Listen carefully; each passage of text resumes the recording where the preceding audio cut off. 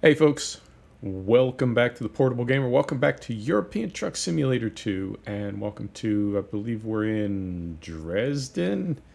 I really need to check these things before we get started. Yes, we are in Dresden, and we're heading into Poland. I've driven a couple trips ahead, just to kind of level us up. We are at level 6. You can see we painted the truck. We were running the pink ribbon DLC livery for October. We're in November now, so I went with something a little bit more Dutch, right? A lot more Dutch, maybe. Went with the orange and then painted the trailer to match. And I also, we'll get into it in a minute, but I also downloaded the Kelso light bars, some Hella lights, some Borman lights, some interior accessories. Got our Lambda shuttle. We've got our fast pass transponders. Yeah, and a few other things. And I know. I said I wasn't going to run any mods. But, it's the way things work out. So we're heading into Poland, 287K. I did hook up before the video started, rather than driving over to hook up, so we can save a little bit of time. We'll save 5 minutes or so, and let's get a wriggle on, as they say. I also did install a ghost pipe mod. So yeah, well, I guess we could talk about that first. So last episode, I said, let's try not running any mods for 1.36. And I made it all of, what, one episode? Yeah, that's about right for me. It's about typical. But I do want to commit to not using pro mods or the Jazzy Cat packs. I feel like the map is getting big enough. I said this for 1.35 and 1.36 as well. But I really do feel like the map is getting big enough that we can make it without Pro Mods. Pro Mods is always going to make the map bigger, obviously, and in a way better. But let's see if we can do just one patch without it, and let's see how we feel about it. I'm not opposed to Pro Mods. I like Pro Mods. But I am curious what the game is going to look like without it, because it's always been such a priority for me as soon as possible to get pro mods in there. Let's try it one time without. And also the Jazzy Cat packs. They make a huge difference for me. Let's try it one time without. Now, I'm curious about something. I've seen more new companies in base game recently. They've obviously added some, you want to drive down to the end there and hook around and get that. Yeah, let's get that recruitment agency down there. I assume it's a recruitment agency. It could be a dealership. Let's hop down there and get that before we head out of town. I have seen more companies. It's an easy thing to do. It's such an easy thing to do that I can do it. I could add a company to this game. It's really just an image file, right? And then you need to make a few edits, and there you go. You've added a company. That's all Jazzy Cat packs are, is he just adds... Well, he adds a lot more than that. He adds actual trucks and trailers and cargoes, but he adds a lot of companies as well, company liveries. I don't know why SCS Soft doesn't do that. I'm not complaining. I really am curious why they don't. If they need a list of virtual companies and they want some logos, I can come up with that. I can come up with that in a weekend. So I'm curious why they don't do that, and I'm also curious why they have not brought the Grimes... is the best one that I know of. I think there may be another, but the Grimes Real City Lights, I was hooking up in Erfurt to come here. Yeah, and it was 3:30 in the morning, and every light in the city, every light in every window was on. And it really is an immersion killer for me. I would like to see the cities darker, at least in the middle of the night. 9 o'clock, 10 o'clock at night. Oh, sure, people are still up and about. 3:30 in the morning, unless it's like some kind of intelligence agency, there's no office building where every light is on in every window at 3 o'clock in the morning. It is a buzzkill. It's an immersion killer. I would like to see that addressed. Perhaps they will. They're working on a lot of things, obviously. So yeah, I brought in a few mods. I brought in, as you can hear, almost hit that sign. As you can hear, I brought in the open pipe sound, the ghost pipe sound. I did bring in the drivetrain revisions by, I can never remember the mod maker's name, but I did bring in the drivetrain revisions, and I bumped us up to, we're at 460 horsepower. I can see on the side of the truck. If I do it quick, I can see on the side of the truck. Hang on. Let me right out here. And zoom in right here.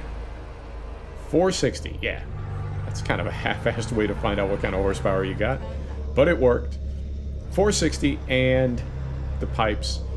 And I also brought in some Borman lights, some Big T side lights, some Hella lights you saw on the front, the Kelsa light bars, painted light bars, which are fantastic. And there's also a back bar. See if I can get in there close enough to see it. There's also a back bar with some custom reverse lights on. So yeah, good stuff. And I also added the level 6 stuff to the trailer, which at this point is not much. We were able to, I believe, put a different bumper on it and also add some fire extinguishers to the front and some little toolboxes to the back. So looking forward to leveling up. I'm enjoying it, I have to say. As cool as it is to be at level 37 or 38 or whatever we are in ATS and whatever we were at in ETS, it is cool to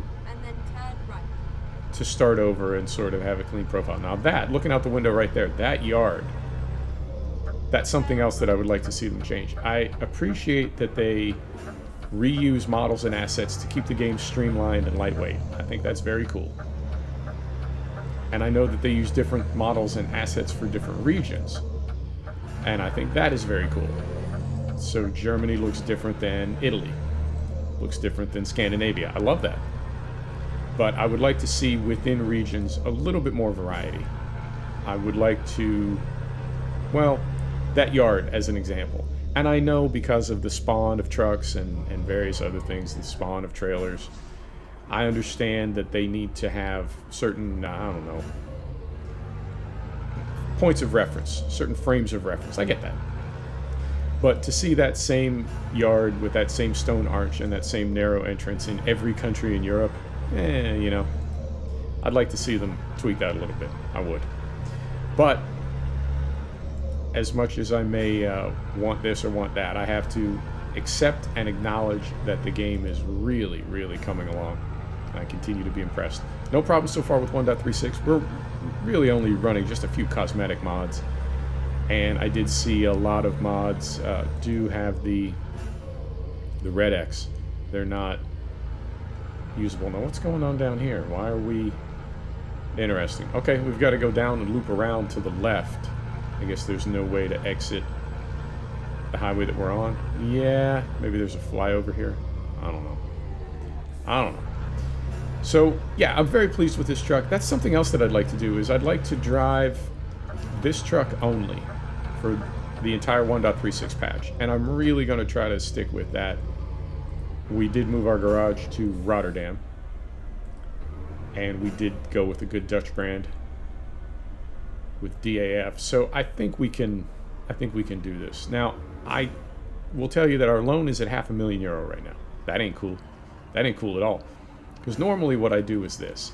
When I start a profile, I run a few jobs until I qualify for, well, you have to buy the garage first, and then you qualify for the loan, and then yada yada. But I buy the cheapest truck that I can get, which I believe is the Iveco. Give it to a driver, and I keep taking contract jobs. And at that point, right, we now have two sources of income. Whereas if you buy a truck, you can't put a driver on. I mean, you can, but then what are you going to do? You can either take contract jobs or you can not take contract jobs. You just sit around. But I prefer taking contract jobs while our hired driver drives the truck. And then as soon as possible, either make enough money or jack the loan a little bit more, expand the garage from 3 slots to 5, etc. And soon enough, you'll have 4 drivers plus yourself, 4 trucks plus you in contract jobs. Can you... I think you can have 5 trucks and 5 drivers in a single garage, and you continue taking contract jobs. Regardless, at that point, you are making a ton of money, and your drivers are leveling up, as they have been from day one, right? From early days. Oh no. We haven't even left town yet. We got problems. All right. Let's see where the deal is. I have a feeling it's not going to let us exit to the left up here. Or sort of, well, I guess to the middle. I suspect it's going to send us out to the right, but it can't send us out to the right. Oh, this is not well. I can't keep left. Yeah, it's going to send us to the right. But I don't know where this goes. Okay. Yeah, there was my first loan payment. Oi! 10 grand. Okay. Well, that added considerable miles to the trip. We might still be able to finish. Where are we at? 10 minutes. We might still be able to finish. I'll give it a try. I'll give it a try. Oh, that's not bad. It's just right down there and turn around.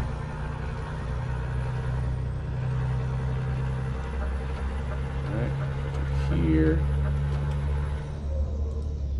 Beautiful. Love the way this mod sounds.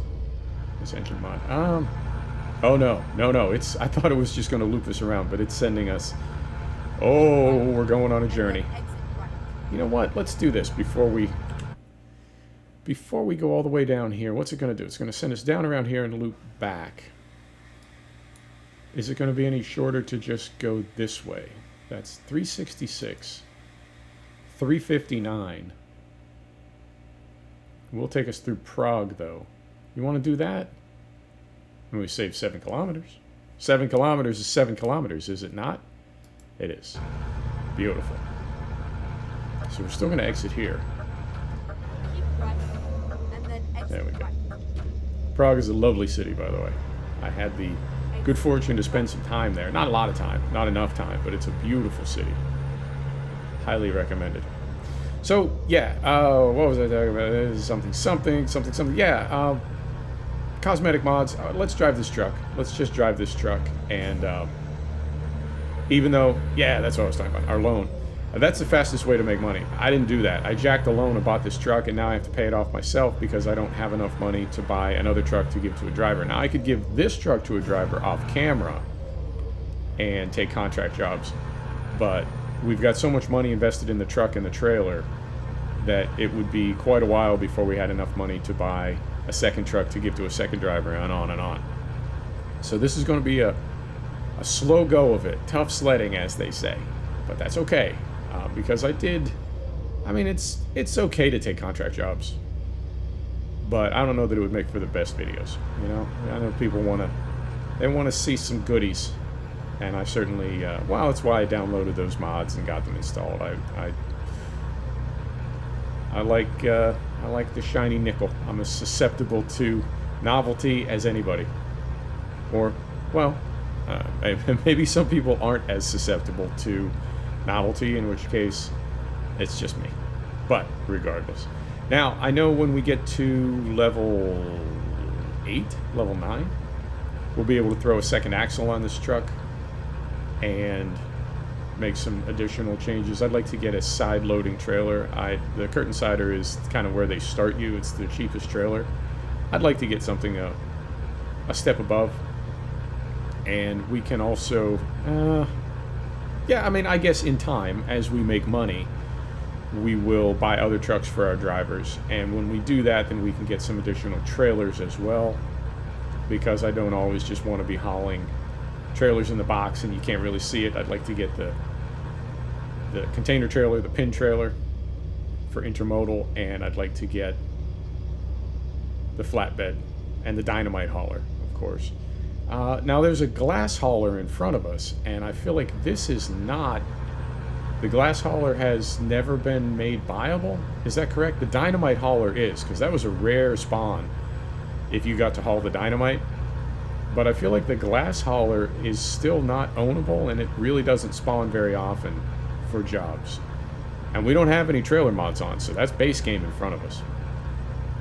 1.36 on the ATS side comes with 3 new trailers. 1.36 on the ETS side does not come with any new trailers, which I thought was interesting.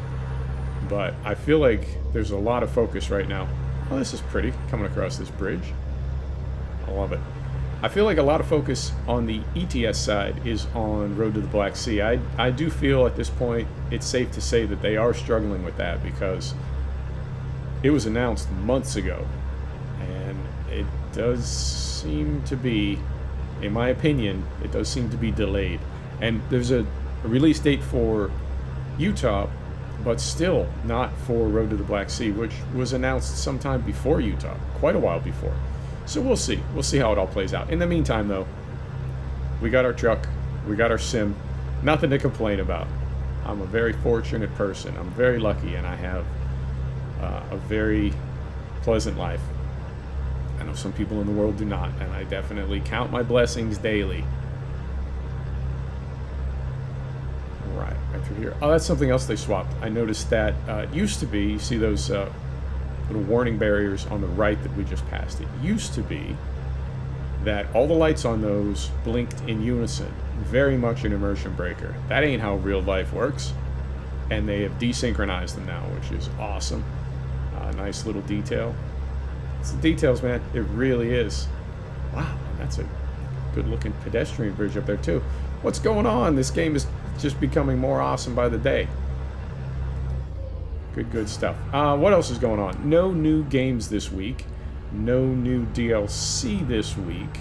Yeah, I told you Dirt Rally 2.0 was last week.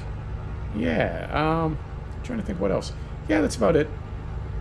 That's about it. I have to say though, I had kind of a moment. Let's talk about this a little bit. I had kind of a moment. I'm watching somebody play. Hang on. I thought our speed was a little below the speed limit because we were climbing a hill, but then I saw I had my cruise control set at 72 for some reason. We'll get that resolved. Right. I'm watching somebody play the new Call of Duty. Right. Now, the only two shooter franchises that I've really spent any considerable time in since I came back into gaming several years ago are Ghost Recon Wildlands first, and now Breakpoint, and then Division 1, and now Division 2. And I have enjoyed both of them. I told you I finished the raid in normal mode. Did I tell you that? I think I did. And it all blurs together, and I hate repeating myself, so if I do, I apologize. But I did finish the raid with a clan, with a crew, in Division 2. And I will continue finishing it over and over until I get the drop that I want. There's one particular piece of kit that I'm waiting on. And I have to say, at that point, I'm kind of done with the game, because it really is, it's fun, it's enjoyable, but it's very, very redundant. And again, I know that's kind of weird to say, like, how many thousands, tens of thousands of kilometers of fake trucking have you done? Isn't that all the same? It is. Oh, easy, sir. It is. It's one of those things that, you know, well, what's the difference? No difference. No difference. It's only in our minds. It's different because we say it's different. Okay, over here, we're okay over here, yeah. It's only different because we choose to see it as different. But what is endlessly enjoyable for me, somebody else would find incredibly boring, and what becomes monotonous for me, somebody else would find endlessly enjoyable. So it's all just personal taste, of course. But I think when I get that drop that I'm waiting for, then I'll be done with the game, which is ironic, and I recognize how absurd it is, because it's like, so you're going to put time and effort into getting this piece of gear, and then you're not even going to use it. No. And that, the thing about games like the Division 2, RPG games, is I feel at some point like that has to happen, and I'll tell you why. Hang on, a moment please. Let's set the brake and check the map here, because the city that we're going to is here. If we go this way, is it shorter? 218, 336. Not shorter. Not, oi. All right, not shorter. We'll go the way the GPS is telling us to. So we go here, set the brake, put it back in gear, and get ready to roll. So RPG games, the loop is, I said the loop, not loot. The loop is, You run missions to get better gear so you can go to higher risk areas so you can score better gear, which makes your character stronger so you can go to higher risk areas. And then at some point you just have to stop because you'll do that literally forever. At some point, you know. So the thing about this piece of kit that I want is after the raid, there is no more higher risk area. Now there's probably going to be a second raid and a third raid in subsequent patches and upgrades, but I won't be around for that because then, you know, there's just going to be higher level kit and so on and so on. You got to draw the line somewhere. So that's on the D2 side. Now on the Breakpoint side, you know, it's interesting because a big publication, a big game review website gave Ghost Recon Breakpoint 4 out of 10, I believe. And they called it like a buggy, broken, hot mess of a game. And I think, oh, you know, I kind of like it. But I will admit, it is buggy and broken. A lot of it just doesn't even make any sense. It seems like it was rushed, and it's not a done game. And in time it will be, but at the moment, yeah, it's... The nice thing about Ghost Recon, at least for Wildlands, and I assume Breakpoint will be the same way, is there is a definitive endpoint. Even though you can continue playing in the open world once you beat the final boss. For me, it's like, alright, good. Good, I'm done. That's what I was waiting for. Couldn't wait to be done with Wildlands. I was kind of bored with it by that time. But I guess what I'm saying is all games in their own way are a little bit redundant. It's just a question of whether or not you enjoy the I wouldn't say enjoy the repetition. That's not the right way to say it, but even though the activities are repetitive, you enjoy them just fine. That's actually what you want. You're not looking for variety, you're looking for repetition. The truck sim, perfect example, the sim that we're in right now. It's fine just the way it is. If you added things, I mean, I wouldn't mind seeing manual hookup, you know, where you got to back the truck in, set the brake, hop out, and manually connect the hoses. I think I would like to see that. Let's actually try it out and see how many times we do that before it's like, can't I just back the truck up and then tap a key and it hooks up? Can't we just do it that way? Well, that's how we're doing it now. So maybe it's one of those be careful what you wish for things. Although I assume it would be an option where you can turn it on and off. But even without things like that added, there's no, you don't have to do a lot of complex accounting and bookkeeping to keep your... Yeah. Let's stop and sleep here. Although that means we'll finish in the dark. I think we'll be okay. Because we've had 2 yawns. And I think that means we're just about to hit the red. So let's pull in here and sleep. And then we'll continue on. So I'm fine with it. And I get it. And the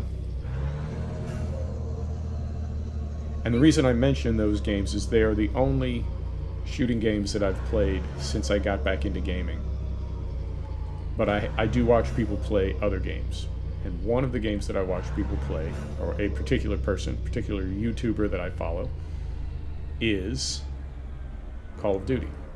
And this new Call of Duty, I have to say, again, be careful what you wish for. I have been saying for quite a while, this is going to be a little snug. Alright. Let's try not to go third person. There's our third yawn. Perfect. And we're going to go way over here. And then way over here. Ooh. Alright. Yeah, we just turned red. This was a good choice.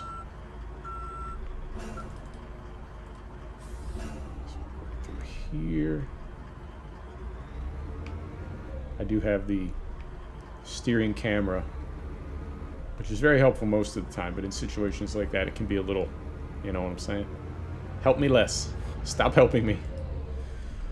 Alright, so we're right on here. And then cut it, and we're in.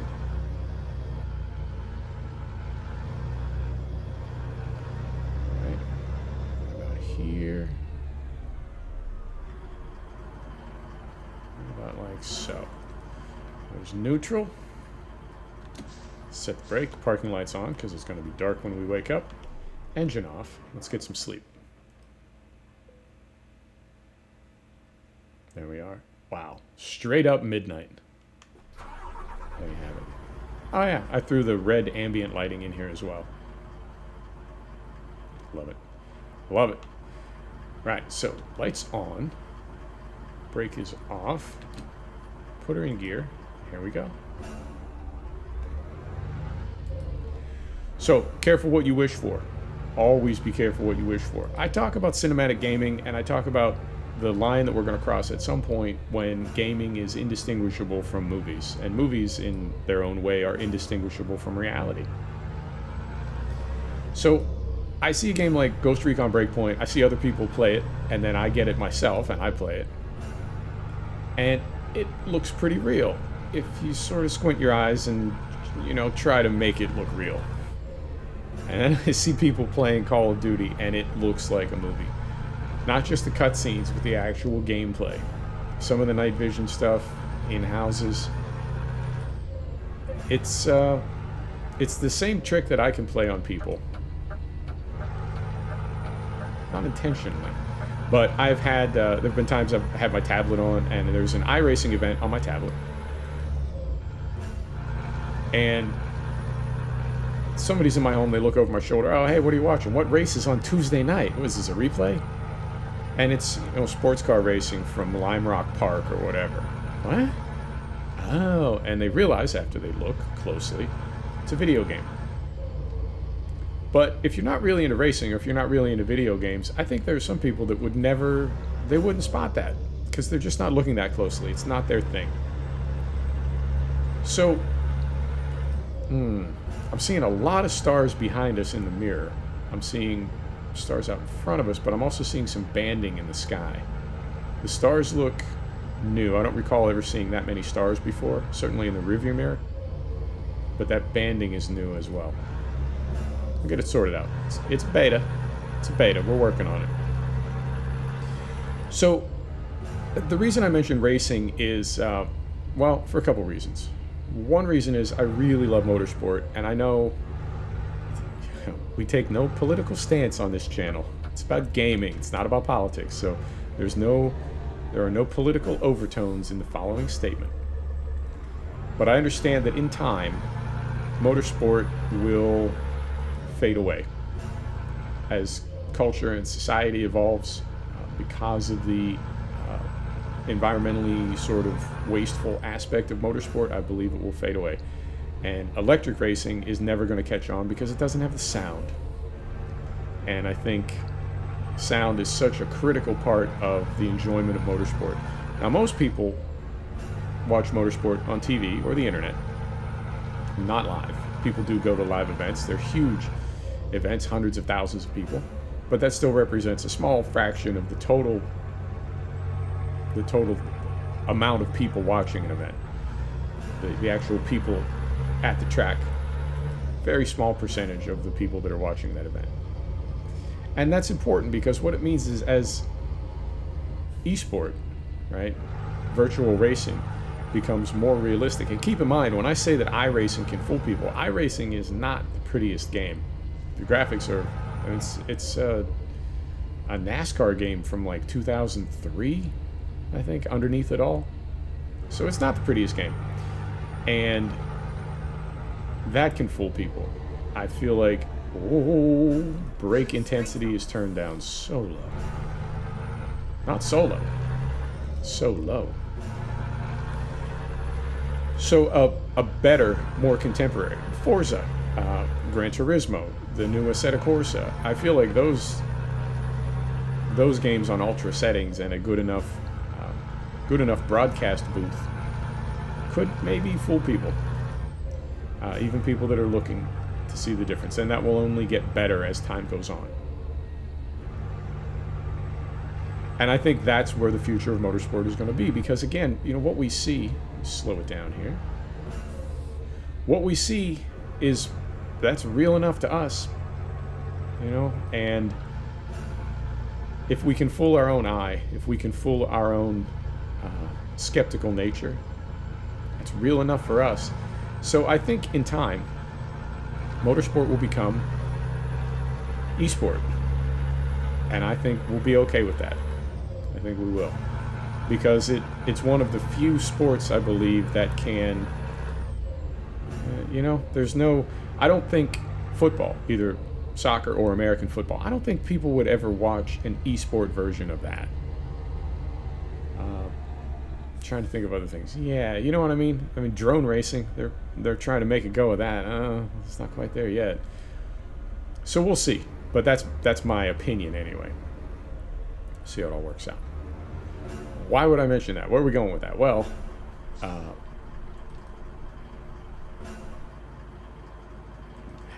had to get her hauled down and stopped there. That's the sort of gaming that I think, for me personally, I want to see that become more cinematic. I want to see that become more like real life, I guess. But now I'm watching somebody play Call of Duty, and it's as real can get. It is frighteningly realistic. There are plenty of scenes that, I mean, I can rewatch them. I can rewind the video, the YouTube video, and watch them again and look for flaws, look for imperfections, things that give it away. But there are scenes, there are missions that are as good as a movie. There's no other way to say it. It's unbelievable. Now, there's a problem. One problem is we're really speeding. Let's get that hauled down. There we are. Here's the problem. Here's your problem. There is a mission where Hadir and Farah escape from their village when they're kids. And it most definitely got me in my feels.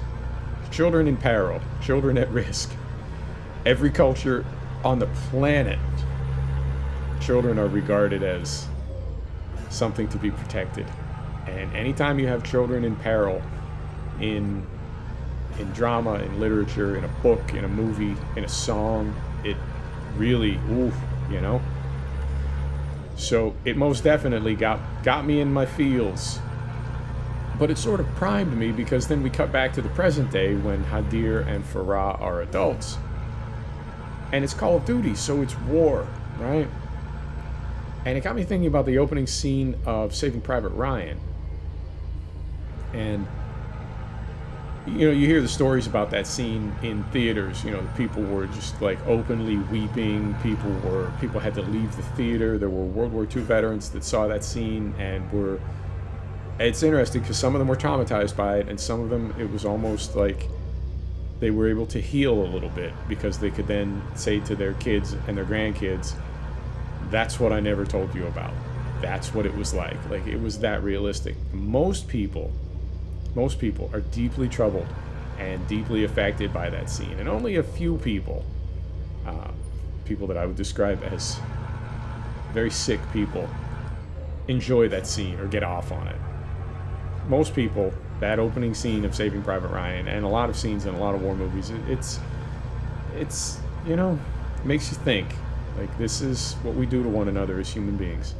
All of the potential that we have, all of the things that we could be doing, this is something that we've done to one another for thousands of years. It gives you pause. It's not really entertainment. Even though it's in a movie, it's not really entertainment. And I feel like something like Breakpoint, something like Division 2, even some earlier iterations of Call of Duty were cartoony enough that they could just be straight entertainment, because it's just a silly game. It's just a video game.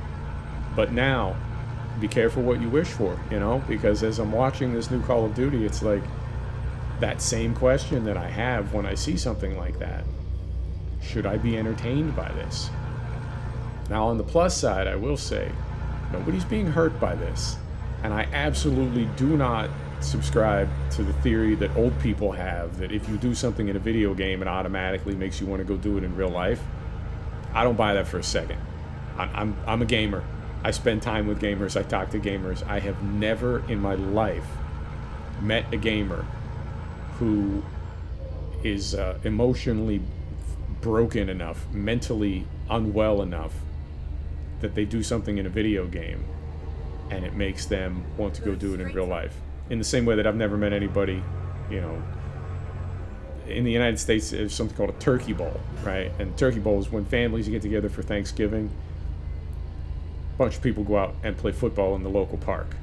Usually tackle, sometimes, as we're getting older, sometimes flag football.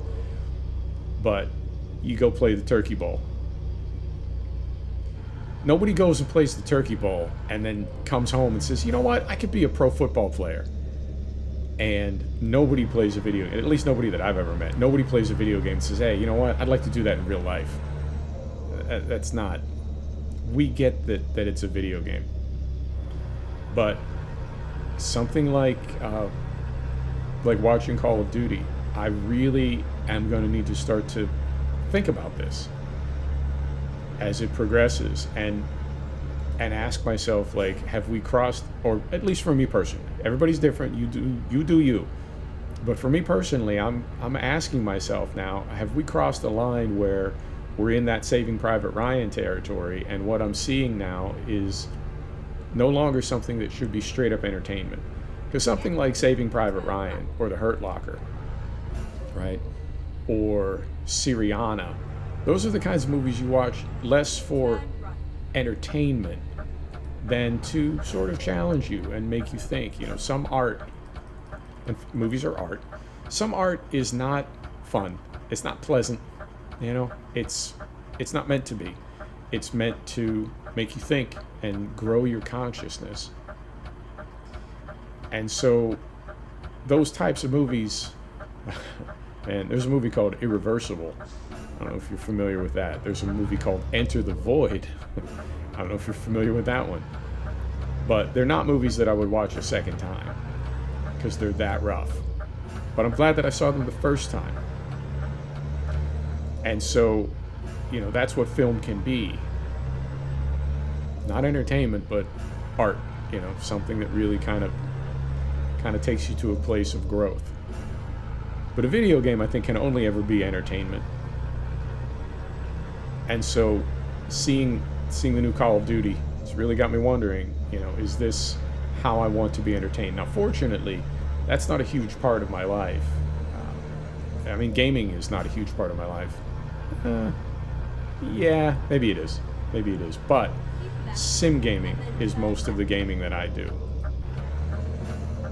And I would be content if sim gaming was the only kind of gaming that I did or watched. So I'm not, you know, particularly married to that type of video game, and if I decide, yeah, you know, maybe this is no longer for me, I think I'd be okay with that. You know, something from the early days of the channel, something that I felt really strongly about was that I don't have kids right now, but if I ever did have kids, that they would be able to watch any video that I ever made at any age, and I would never feel concerned about that. There would be no disclaimer, right? From birth, they could throw on YouTube and watch one of Dad's videos. And something like Call of Duty, obviously, you know, we're going to need to wait until you understand this better before you're allowed to watch it. And even then, I don't know how I'd feel about my kids seeing that. So I guess what I'm getting at is, if that is no longer a part of my gaming experience, either as a player or a viewer, I'd be okay with that. I would. But I'm going to need to put some thought into it, because for me, it's crossed the line. And when I say cross the line, I don't mean like you crossed the line. Not like that. I mean, it has progressed. It's evolved to a point where I need to evolve with it. I need to continue to decide how I feel about this. And I think because we're at 39 minutes, that's a bit long for us lately. We've been trying to keep it at 30 minutes. So I think for that reason, we'll just go ahead and skip the unload. Do it that way. Late, are we? How late? 7 hours? Well, we did sleep. But we got some good experience, and I'll probably just go ahead and get up to level 7 off camera. So it goes. Folks, thanks for stopping back to check out The Portable Gamer. Thanks for joining us for another episode of European Truck Simulator 2. We'll see you next time. Take care now.